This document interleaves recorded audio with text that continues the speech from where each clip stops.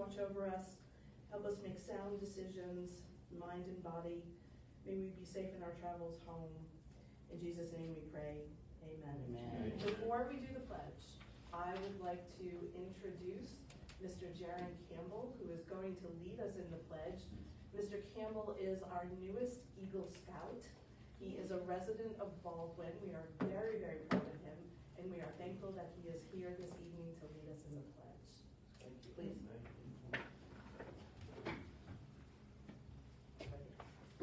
I pledge allegiance to the flag of the United States of America and to the republic for which it stands, one nation, under God, indivisible, with liberty and justice for all.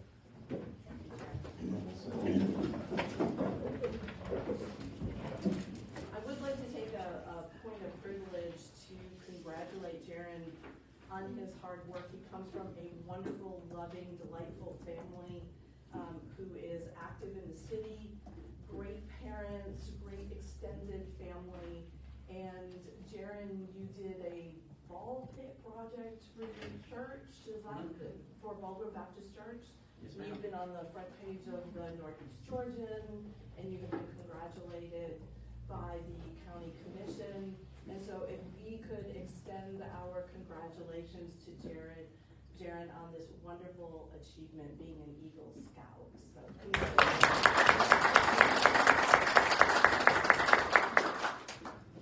thank you so much for being here tonight. Okay, I need a motion to amend the agenda. I've already lost my notes, Aaron.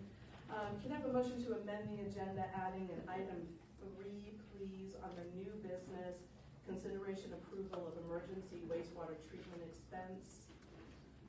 So moved. I have a motion from Councilwoman Venter. Do I have a second? I'll second that. I have a second from Aaron Keith. All those in favor? Aye. All those opposed? Motion carries unanimously. Thank you. Okay. Before us, we have our consent agenda. The only item on the consent agenda is approval of the minutes for council meeting February 12th, 2024. Did everybody have an opportunity to see them? Any comments, corrections, concerns? Can I have a motion to approve the consent agenda? So moved. I have a motion from Councilwoman Venter. Do I have a second? Second. I have a second from Councilman Joseph Satterfield. All those in favor? Aye. Any opposed? Motion carries unanimously.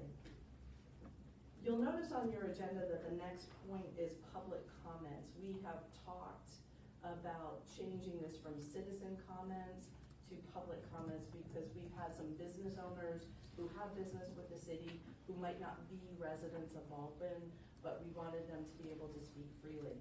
So if there is someone having business with the council, something of concern, please come to the podium, state your name and address for us. Seeing none, there are no public hearings, and our first item of business would be reports from the fire department. Chief Lloyd.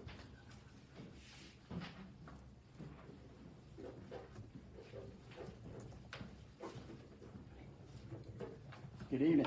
Good evening.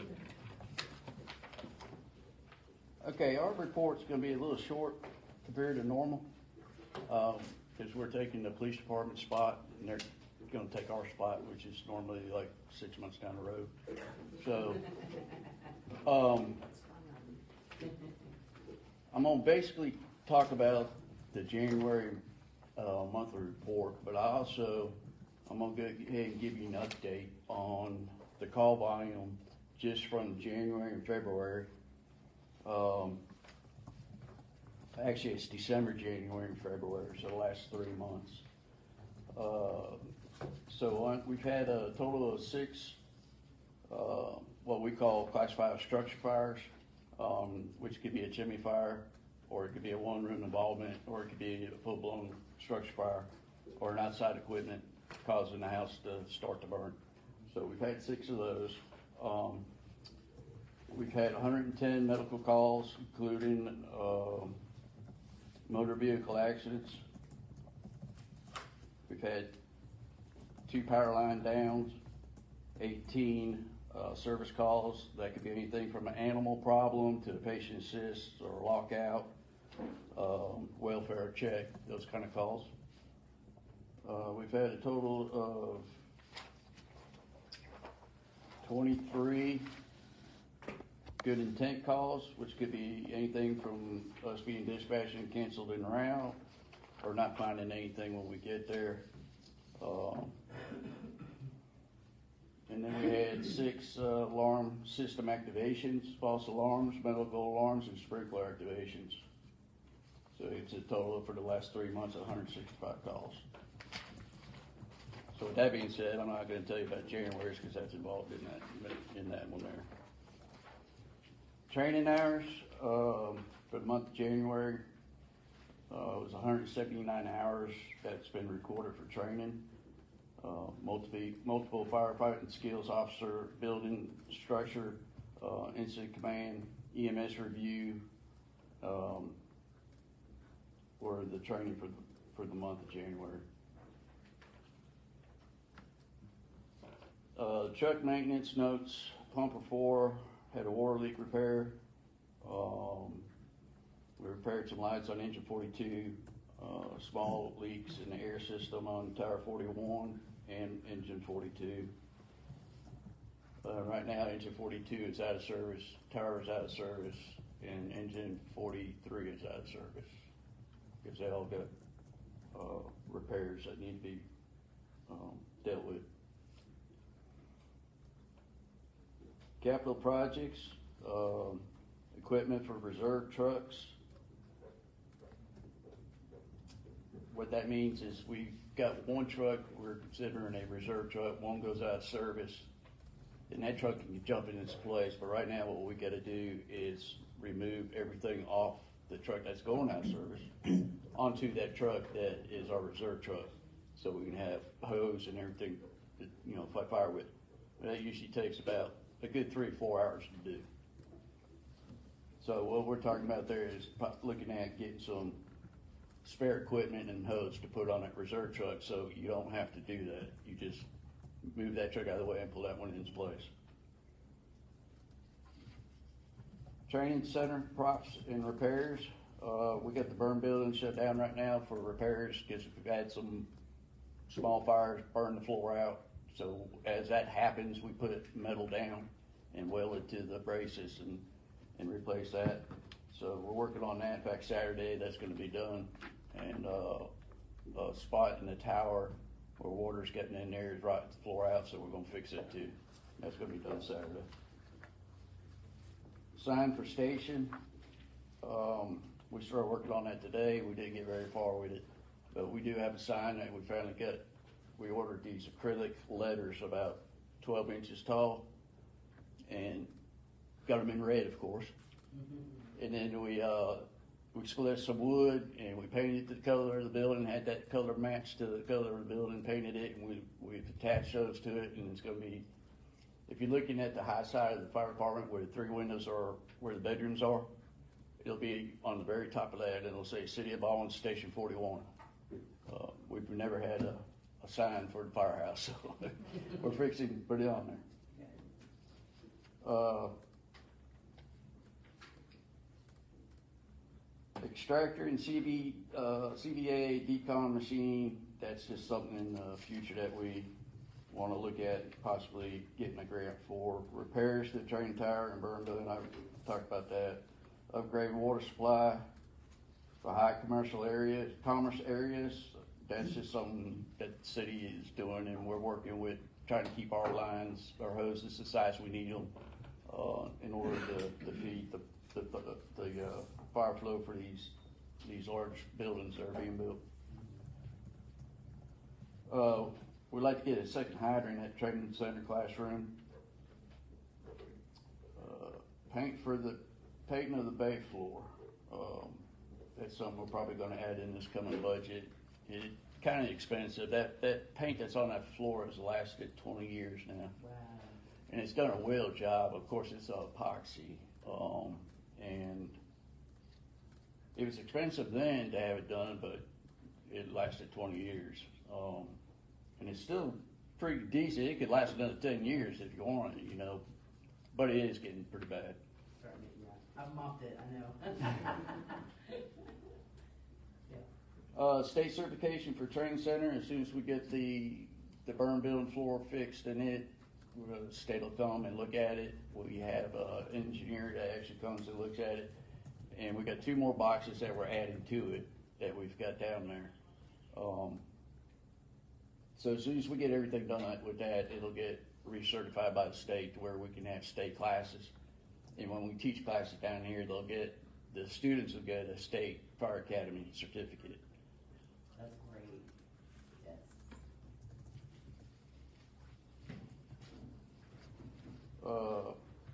And the rest of it down below, the new simulators for the training center and standpipe roof and surge, that's all involved in what we're needing to hopefully do in the next year or 2. Standpipe roof and surge for the firehouse, or is that referencing The standpipe, we like to put a fake standpipe system on the okay. training tower. Yeah, yeah. Sort of like what runs up Fieldale, side of Fieldale. Yeah. And it branches off to every floor, just like an apartment complex, Yeah. where each floor has its own little standpipe if it's sprinkled. Yeah. There are dry systems, there's wet systems, mostly dry systems. So when we pull up with a fire truck, if it's fire on the 5th floor, we hook a hose to that standpipe and we force water up that Yeah. standpipe, and the guys hook into the standpipe with their hose Mhm. to go into, you know, whatever room's on fire. Yeah. That's how they get the water. But we want to get the piping and stuff and put it on our 4-story tower so we can do training with it.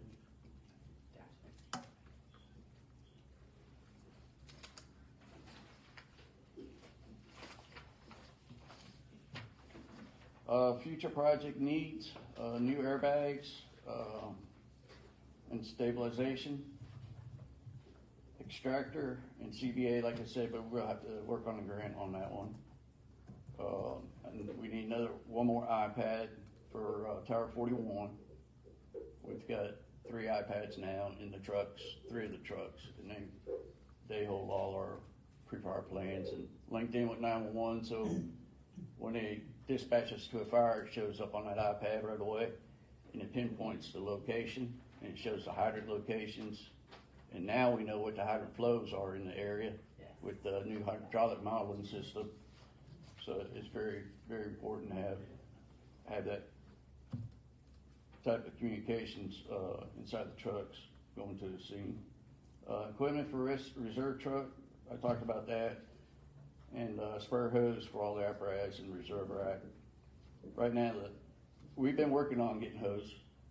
In this budget, we bought quite a bit of hose. Last budget, we bought some hose, and we're getting to the point where we got 2 more trucks that we need to outfit. And a lot of the hose that we're taking off the trucks that's still good is going on a spare rack, of course. So when we have fires, that hose gets dirty, gets wet, gets cleaned, stays wet, and then has to dry before it goes back on the truck, otherwise it mildews. Yeah. So then we have to take it off that spare rack to reload the truck until the next one, and then that stuff dries and goes on the rack, if that makes sense. But that's coming along real good. I think this next budget will probably have that project completed.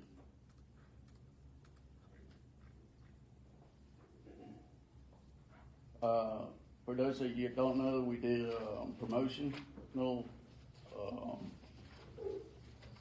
some promotions in the fire department, and it'll probably be another council meeting or 2. I'm hoping the next council meeting we'll be able to bring the ones that got promoted in here and do a pinning with their badge. We're waiting on those badges to come in, so it takes a while for that to happen.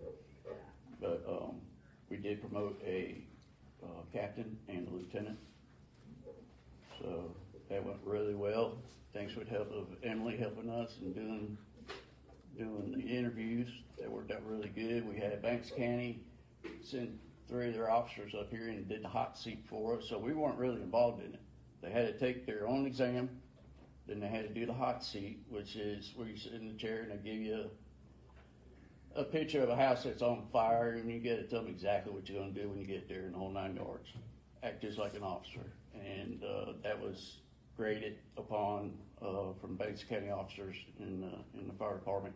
And then Emily did the interview, so it went really good, and, the ones that got it really deserved it. So I'm proud of that, and, we'll do that pinning as soon as we can get their helmets and their badge. And that's all I got. Any questions? Yeah, I have a question, Chief. Yes, sir.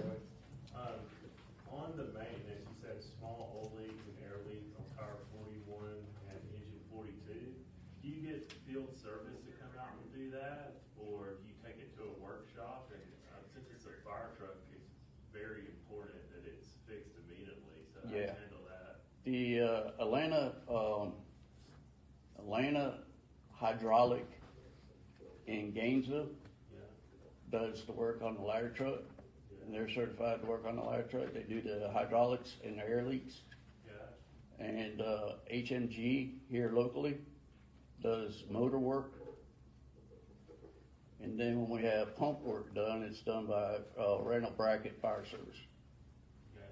Are those field service, or you gotta take them to the, It just depends, like on the ladder truck, it has to go to Gainesville. yeah, And then when HMG works on it, most of the time they do it here. And then Randall Brackett, most of the time does it here. He's here right now, actually working on the ladder truck. okay, Yeah. So it works out good. yeah, very good, thank you. You're welcome. Any other questions? Chief, thank you for the hours of training. 179 training hours in a variety of fields. It's really impressive. The guys have to have 240 hours a year signed training for ISO. State requires 24, ISO requires 240. State used to require 120. Then they went to 240. ISO went to 240. And then about 5 years ago, they dropped down to 24 hours. ISO stayed at 240, then I stayed at 240. Yeah. Remind everybody why the ISO rating is so important.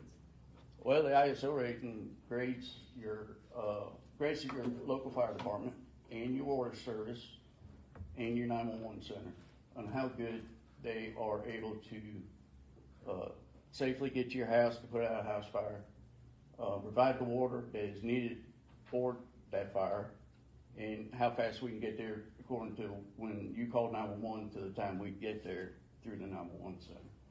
You know, the lower grade, it starts at a 10, and it goes all the way down to a 1. 1 is best. There's only a few fire departments in the state of Georgia that's a 1. Right now, we're a 3. So the lower rating that you have, the cheaper your homeowner's insurance is. So you need to let your insurance company always know what your ISO rating is, Oh, yeah. where you live. Because that's how they rate your insurance. If they don't ask you, you need to tell them. Because they'll rate you at a 9 when you're a 3 here. Yeah. So, Significant difference on your homeowner's insurance. The most important thing though, with a low ISO rating means that we're going to be faster at saving lives and property. So that's the most important. yeah, one other thing you gotta have a fire hydrant within 1,000 feet of your property line. Most everywhere inside the city limits, there is a hydrant within your property line within 1,000 feet. And as long as you got a fire department within 5 road miles of your house. And we're at 3, but we're very close to being a 2. What was Very it? close. Just like maybe 4 points from being a 2? Is that what it was? I don't remember the point system. It was Something like that. the water tank getting built, Yeah. the hydraulic modeling getting done, and getting 4 on shift, each shift. That's the big one. If we get 3 more men that's coming budget where we got 4 on each shift, Yeah. then we'll roll into it too. And Easily. retiring? Not yet, I gotta get the budget. Get approved. But it's great, it's a great department. I mean, if you want me to start now, I'd be glad to start now. Well, we could always window shop. Yeah. Look, July's coming. Well, we are hiring one from where Josh left, so we are filling 1 position. Yeah. Okay. Right. It's a great department to work for, just great guys, and it's a good house. Hey, when is the sign going up? You talked about the sign. When- Yeah, I started it today, and I got 1 board up, and that was it. That's how busy it got today. But, tomorrow morning, I'm gonna jump right back on it, so I hopefully have it done tomorrow. I'm excited. Great. Chief, thank you so much for everything you do. Thank you. Thank you. Thanks.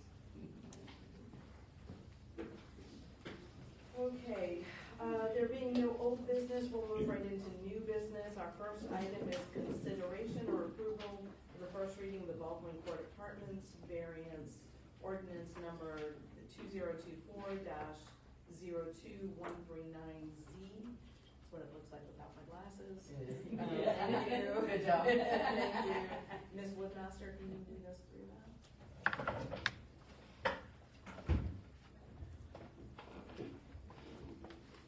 Well, good evening.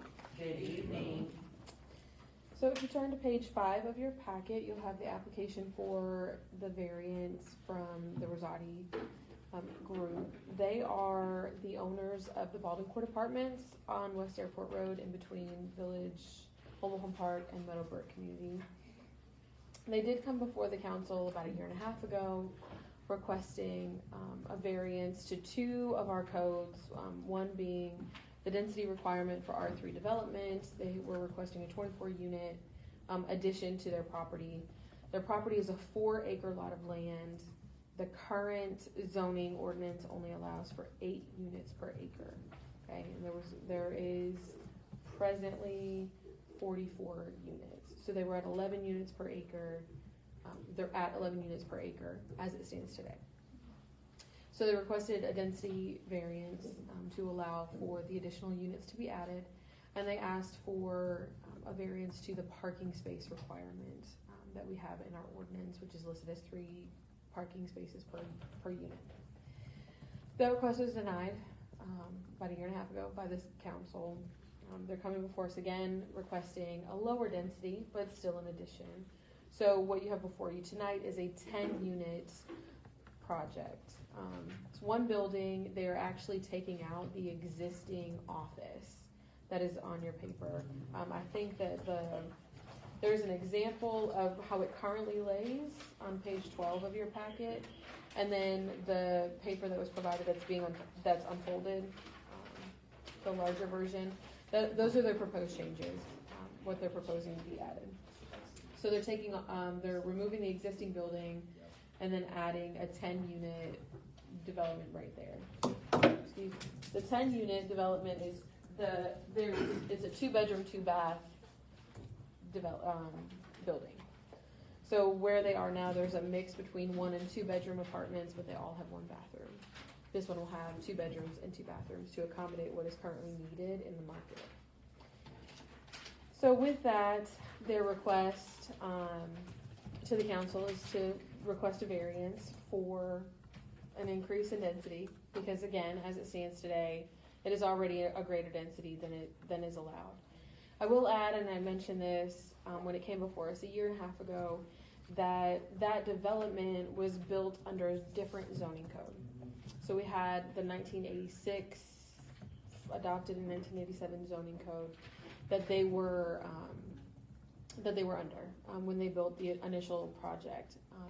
They did intend in 1997 to add on to it. They just never did.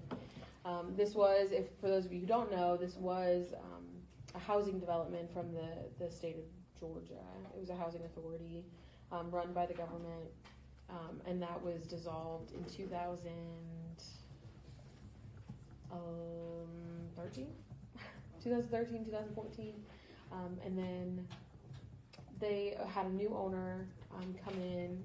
It became derelict, a little blighted.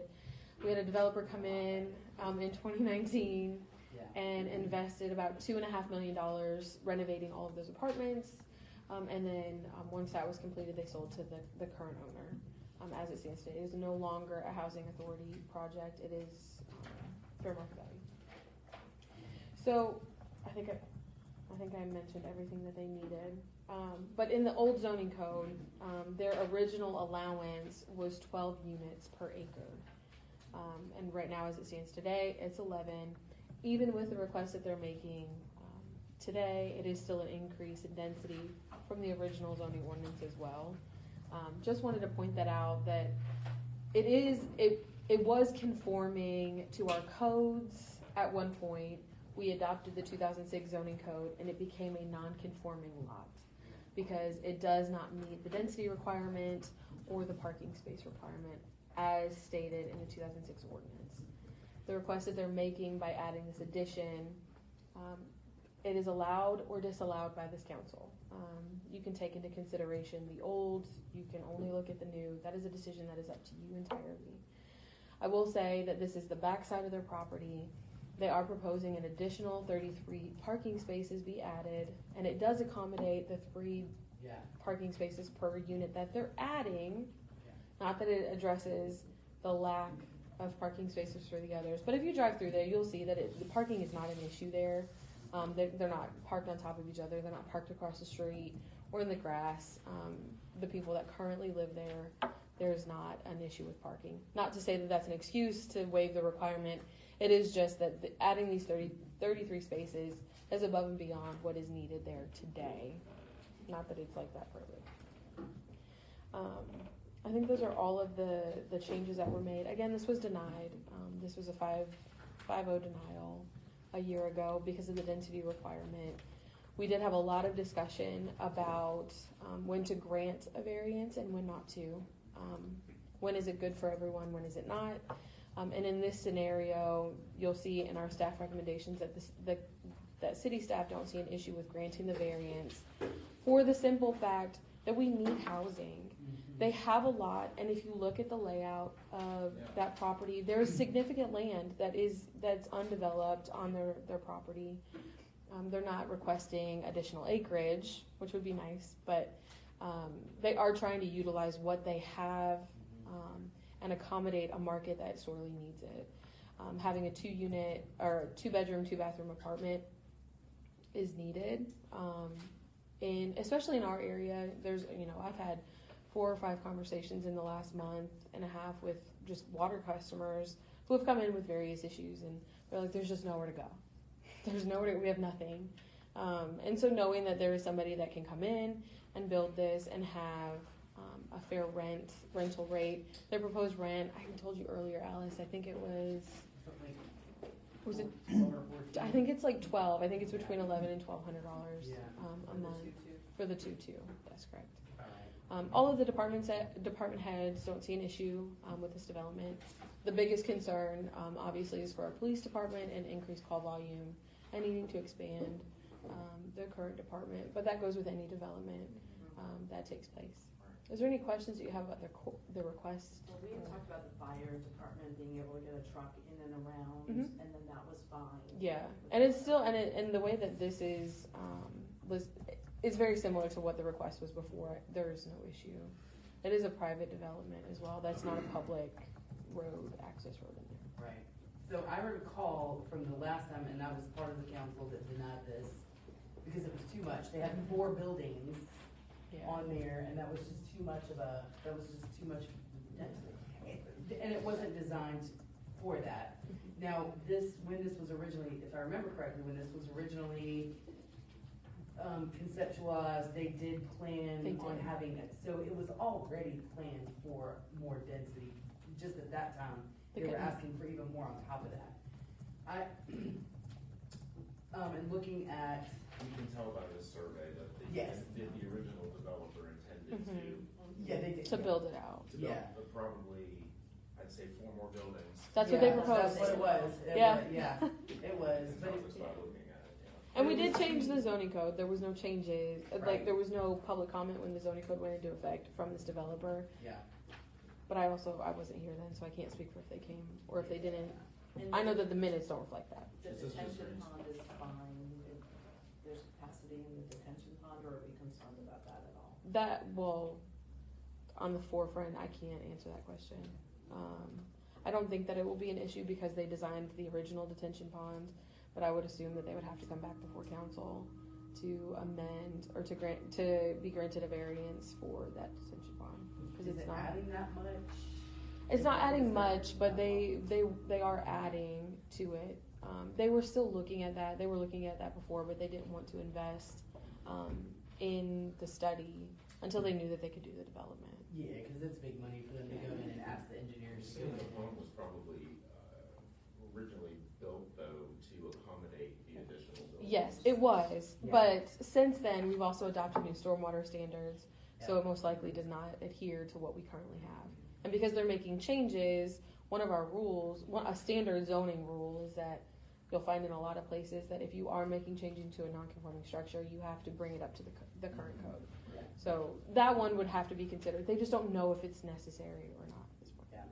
What does that will look like. topography look like there? Are they gonna ask for setback variances? No, they or- won't. And the way where the existing office is, it does kind of drop off a little bit. But the proposal for their 10-unit development is that there's going to be two units that are on the backside, almost like a daytime basement. That like the half of it will be against the Be earth, burned. and then the rest of it will be facing out. So there's 2 units there, and then there's 4 and 4 above it. So it looks like 2 stories, but on the back side it looks like 3. Yeah. If that makes sense. I did talk to Mr. Heron, who's the owner of Meadowbrook. He is to the north of this property, and he said that he doesn't have a problem with it, and he's happy to let them connect in and secure the sewer easement that they need to add to that building. So there was no issue there. He did call. We were playing telephone tag for a couple of days, but he talked to Scott and then confirmed with his layout that it will be fine for that building to have a sewer easement to tie into his sewer line right there. He sees no issues. He was actually excited about it, Yeah. so He knows that. Yeah. it's needed, and Yeah, it is. He's a good. he's partner. always looking for a way to build it strategically. So. Yeah. He is. Was this the development where we had talked about apartments for first responders? Yes, and he did say that they would reserve units for public safety. I don't know if it was 1 or 2, but he did say that he would do that to ensure that. I mean, it helps them, but it was also a gesture of goodwill Yeah. that he wanted to be a good Has partner. that happened with the current? We haven't needed to, Okay. but We it was have in the in the past. request. Yeah. We have. They've in the had past. one there Yes. actually twice now. I Yeah. think we just don't have an officer. Yeah. And then the county had one there as well. Yeah. Yeah. Which I actually think the county has another one there right Yeah. now. Oh, okay. Yeah. There you go. So Well, they like that one too, but. Well, it's for security. It's good for and they work. do actually go and do security checks for them. And, Yeah. you know, if management is having an issue, then they can ask that officer that lives there if they're there. You know, so that was, yeah, I had that conversation with him too, a year and a half ago, whenever this came to us. So this looks a lot better. This is a lot more palatable. palatable, yes. And What's gonna happen to the dumpster pad though? Are they gonna move It's that? moved to that far corner. So if you're looking at the new parking that's being Yeah. proposed, it's in like the bottom south corner. It looks like a little cutout. oh, right here. It's not quite a park. Yeah, it's not a parking space. That's the new dumpster. Dumpster. He just did not label it, but I did ask him that. Okay. And the truck can get in there. It's fine. Are they gonna come back again? Yeah, Mr. Wright could not be here tonight. There was a couple of things that prevented him from being here. He did say he was available by phone tonight. If you had any questions, we could call him. But he does plan to be here for the public hearing and the second reading. I meant in the future, like, are they, after this, are they done, or do you think that they would come back and propose yet another building? I don't believe so, because of the feeling of the council the first time. They are trying to get whatever they can out of this land, and they know that this is more palatable. So I can't imagine it coming forth. I can't speak for them. I don't know. Well, the Also, cost- Mr. Wright, who we're talking to, Yeah. is their representative. Right. So I can't speak for them. He also said, when we talked to him about this one, was that we really just want to utilize the land and add additional units. And if this is what we can do to get more use of the space, then we'll do that. So I don't think so, but I don't know. They could sell it and another developer could come in wanting yet another variance. But I would think that, well, first of all, highest and best use of the land, because it's just sitting there vacant and unused. Obviously, that putting 4 buildings on there is way too much, but, you know, like I said, highest and best use of the land, I think that fits there. And then, when they go in to do things like this, the costs associated with the design and the engineering of the land and getting all this done is cost prohibitive to come back after they've asked for just a few more units to come back and be like, all right, we want 30 more units or Well, something besides like taking a little that. bit of green space, I mean, you gotta walk your dog, right? They have a dog park too, as a matter of fact. Oh, okay. They do. Yeah, It's nice. so- They did a good job. Great. A little bit of green Cool. space. Thank you. Any other questions?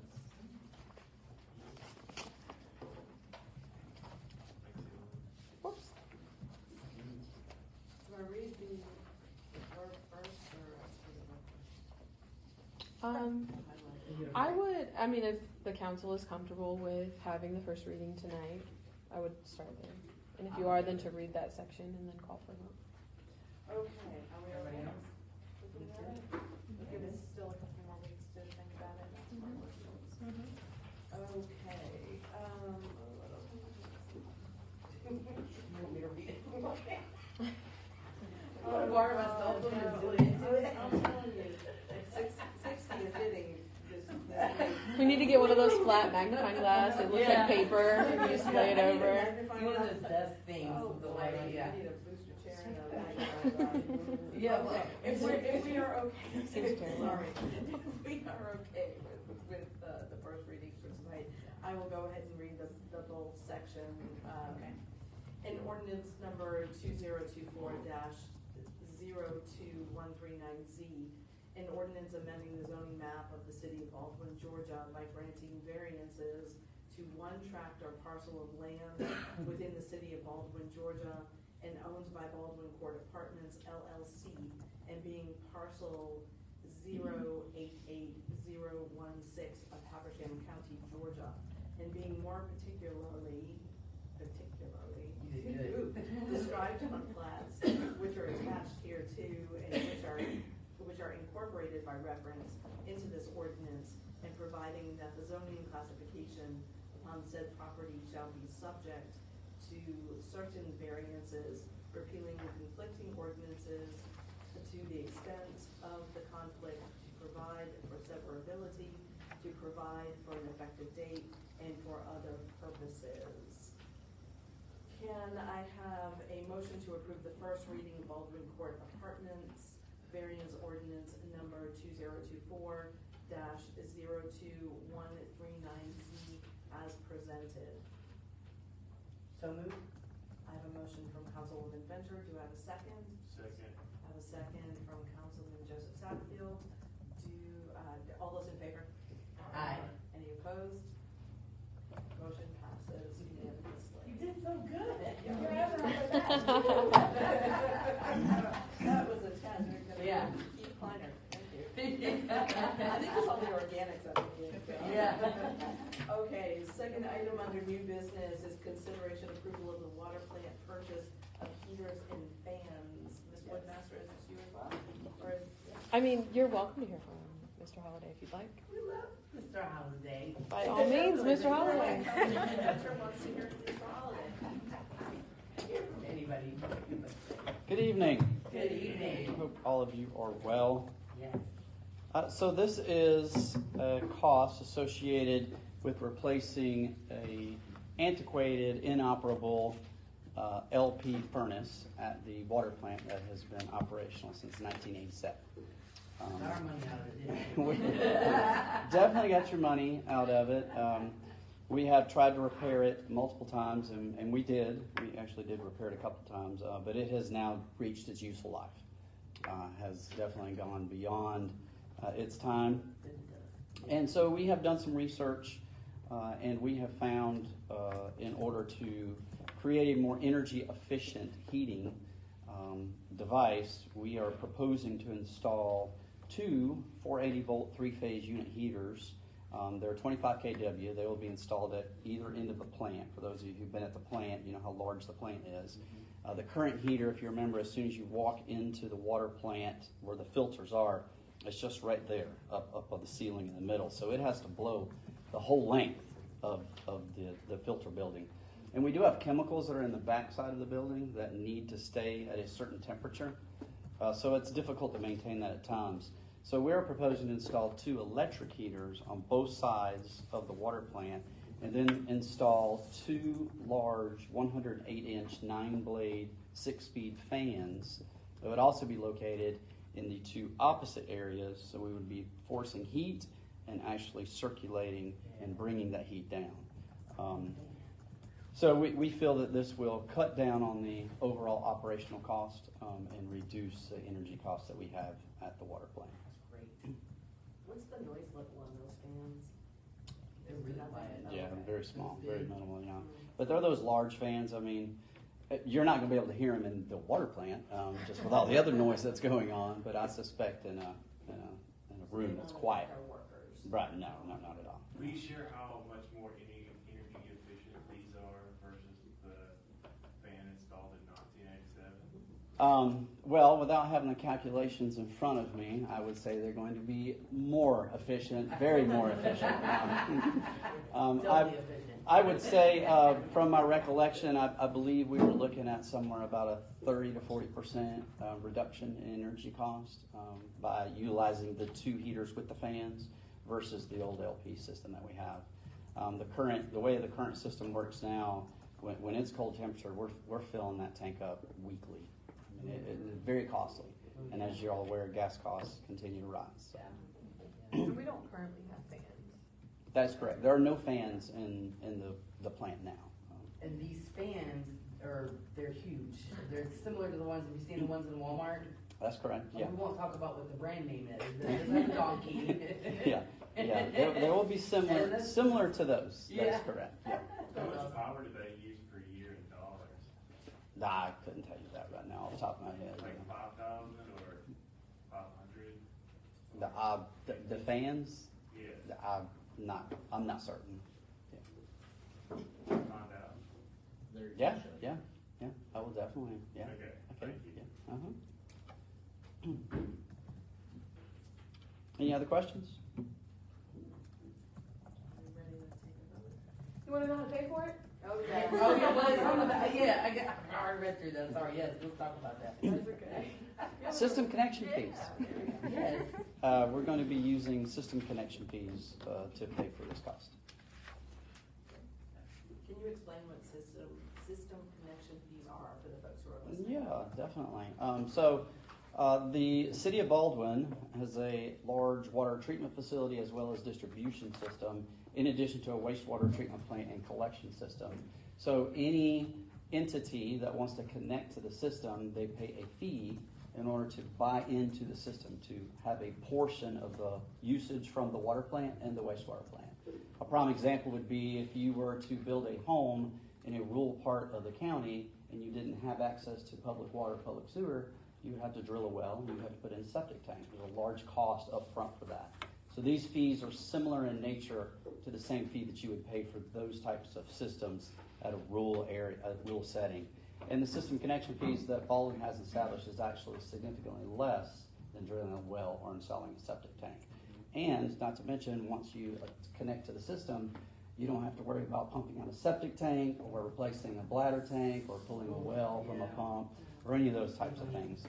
And those fees are set aside for the city of Baldwin to use, and they're designated to only be used to improve the water and wastewater system.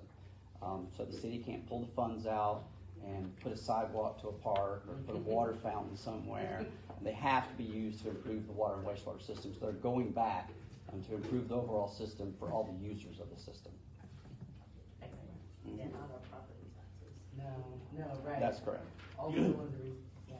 All right. Do you have another quote other than MPE services? Yeah, so MPE Services is our vendor that provides the services for the water plant as well as the wastewater plant. And we did evaluate other costs associated with the fans and the heaters. So the fan and the heater that are purchased are the lowest cost pieces of equipment that we have. But MPE is the vendor that EMI uses to do the installation at the water plant and wastewater plant due to the nature of the operation of the system. Anything else? They're always the best at finding, like with the pumps, with the pumps that we put out at the prison, right? The ones that are coming from Ohio instead of That's right. somewhere else in the world Mhm. that was like way more expensive. Correct. Same thing, MPE, the company that found that. That's they've right. always been really good at Yes, saving us money. same process Same there, where we practice. evaluate the different options to ensure that the city's getting the best value. We It's appreciate also, that. we're also using NP as a contractor, similar to using EMI. So the same rule that applies to requiring the 3 quotes for different services. I mean, they do that on their side, but we use them as the contractor, so we don't follow, and we can't enforce the 3 quote minimum or requirement upon the contractor. But what you're seeing is the entire cost to buy the equipment and install it, because they're the contractor. So we don't see the actual, I mean, we can, but we don't see that process, because we rely on our contractor to do the work. Does that make sense? So it does look a little different than a typical like general fund expense. And we've looked at 3 different things. We brought the solar lights. We're bringing the solar lights forward. That will have 3 quotes that go with it. This one just looks different because it's a contractor that's doing that work. And please know that we do evaluate the different options and the costs associated with those to ensure that we're providing the most equitable product. How often do we elect contractor Well, it just depends on which contractor for this contractor? they're through our appointed engineer. So we use their recommended guidance of our appointed engineer. Yeah. We don't bid that right out. We bid out the services for our engineering firm. Okay, can I have a motion to approve the purchase of heaters and fans for the water treatment plant in the amount of $18,420 to be expensed from system connection fees as presented? Is that it? Mhm. Yes? Yes, ma'am. Yeah, that was it. So moved. I have a motion from Councilwoman Venter. Do I have a second? Second. I have a second from Councilwoman Davis. All those in favor? Aye. Any opposed? Motion carries 3-1. Okay. We've added that 3rd item of business, which was the emergency wastewater treatment expense. Mr. Holliday, that's you as well? Yes. Thank you. Yeah, so at the wastewater treatment plant, for those of you who've been at the plant and seen the operation at the plant, there's several large aeration basins, and within those basins there are aerators. These aerators are attached to a float that floats on top of the waste. That particular area we call the mixed liquor. And these aerators aerate and mix the mixed liquor. And the reason why is there's microscopic organisms that actually grow within this waste. So they need to be constantly mixed, and they have need an ample amount of air. We have an aerator that has failed. The motor has been replaced. The standby motor that we also had has actually failed. And we had to pull the entire float. I actually showed pictures to Emily earlier today to determine what was going on. And what we found, the float itself has failed. There's cracks in the actual braces that form the float. And what's happening is it has become unsettled and creates a large vibration on the motor, which has agitated the internal bearings on it. So what we are proposing is to replace the motor and float for a total assembly. That cost is $32,750. That is for a 24 horsepower, 1800 RPM, complete assembly with aerator and float. And then we have additional costs for a replacement motor so that we can have the standby motor back, because when these go out, we don't need to have them down for too long. And that cost is $15,135. And that is a 25 horsepower, 1800 RPM motor that would be a standby. Currently, we do have a smaller mixer motor in place. It is not providing the right amount of oxygen mixing that we need, but it is better than nothing. One of the issues with these types of material requests is that this particular float and motor and aerator has a 13-week lead time. So that's the reason why it's an emergency purchase. so we don't have much delay to reinstall this device back into the aeration basin. So the oxygen keeps the bugs happy that breaks down the waste. That is correct. Yeah. So we have to have the air. Yes, we have to provide enough oxygen and mixing for them to be able to continue to produce and break down the waste so we can treat the wastewater. Mhm. Mhm. I love it. I know, I am a science junkie. I love it. Any other questions for Mr. Holliday? Gotta keep the bugs happy. So fingers crossed, we think that little smaller mixer motor will last 13. Correct. Fingers crossed. That is The engine correct. that could, huh? It's the little motor that could. Mhm. Okay, any other questions? Can I have a motion to approve, how are we paying for this? That's what I just. Yeah, right. How are we paying? Yes. O&M reserve. Yes. Did you explain the other piece of that, the additional motor? Yes. Mhm. Yeah. Yes. Oh, yeah. Yeah. I did. Are we paying for this? O&M reserve. Explain that. So we have an operation and maintenance account that funds the operation and maintenance of the treatment facility. And then we also have a reserve account that's set aside for expenses like this. So that funds will be not completely depleted, but those funds will come out of that account in order to pay for this. Definitely, that's the best way to take care of that. Okay, can I have a motion to approve the emergency wastewater treatment expense in the amount of $47,885 and to be expensed as presented from the O&M reserve account? So moved. I have a motion from Councilman Eric Keith. Do I have a second? Second? A second from Councilwoman Denter. All those in favor? Aye. All those opposed? Aye. Eric, did you vote? I did. Yeah. You were not? Okay, I thought I only heard two. All right, motion passes 3-1. Oh, can I ask a question? Yes. Sorry, just because I'm very familiar with our wastewater plant, Yeah. and I'm also really familiar with life science and biology, and so I'm curious what your reason is for not wanting to vote to keep our wastewater plant operational. Because I need to see multiple quotes. Oh, That's- okay, I thought that's not how it works. Yeah. Well, I mean. So we get multiple quotes on things that are, $50,000 and above, is that right? Yeah, we have a purchasing policy. Purchasing quote, right? I'm happy to discuss it. Yeah. Okay, I just wanted to clarify that, sorry. It's through a contract that we have, like, we're Right. utilizing EMI, that is one of their companies. It's as if EMI were doing it themselves. Right. Okay, awesome. Okay, that's the end of new business. There's no executive session this evening. Moving to announcements. Homestead exemption affidavits for city property taxes are due April 1st.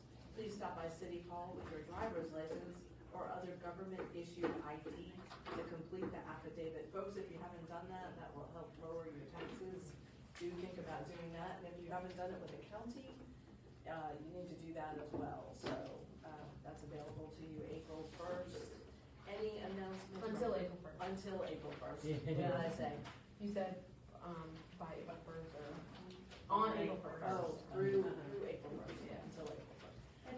Don't miss it. Don't miss it. Otherwise you're stuck waiting a year. Right, or you have to wait another year to do that. Any announcements from council? Any announcements from staff? Could I have a motion to adjourn? I'll make that motion. I have a motion from Eric Keith. Do I have a second? I have a second from Ms. Carrie Davis. All those in favor? Aye. We are adjourned. I still wanted to say, I got a new car.